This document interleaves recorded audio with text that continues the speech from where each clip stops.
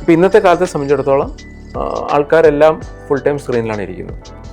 അപ്പം ഇന്ന് ഫോണിൽ നോക്കിയാൽ നമ്മുടെ ലൈഫിൽ A to Z കാര്യങ്ങൾ ചെയ്യാൻ നമ്മളെ ഹെൽപ്പ് ചെയ്യുന്ന ആപ്പുകളുണ്ട്, സോഷ്യൽ മീഡിയ പ്ലാറ്റ്ഫോംസ് ഉണ്ട്.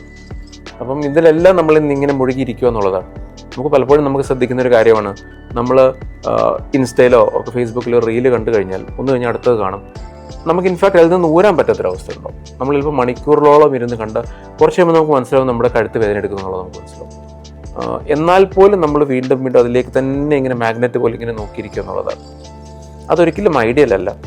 നമുക്ക് ഐഡിയൽ സ്ക്രീൻ ടൈം എന്ന് പറയുന്നത് അങ്ങനെ ഒരു ടൈം ഇല്ല. പക്ഷെ നമുക്ക് ചെയ്യാവുന്നത് എത്രയും നമുക്ക് സ്ക്രീൻ ടൈം മിനിമൈസ് ചെയ്യാൻ സാധിക്കുന്നു അത്രയും നമുക്ക് നല്ലതാണ്.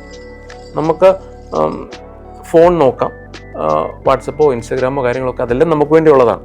ഓക്കെ, അതൊന്നും നോക്കുന്നതിൽ തെറ്റില്ല. പക്ഷെ ആവശ്യത്തിൽ കൂടുതൽ നമ്മൾ അതിലേക്ക് ടൈം സ്പെൻഡ് ചെയ്യുമ്പോൾ, അല്ലെങ്കിൽ നമ്മളത് നോക്കുന്നതുകൊണ്ട് നമ്മുടെ മറ്റ് പല പണികളും നടക്കാതിരിക്കുക, നമുക്ക് ആവശ്യമുള്ള പല കാര്യങ്ങളും ചെയ്യാതെ ഇതിലേക്ക് മാത്രം ഫോക്കസ് ചെയ്തിരിക്കുക എന്ന് പറഞ്ഞാൽ ഇറ്റ്സ് നോട്ട് നോർമൽ എന്നുള്ളതാണ്.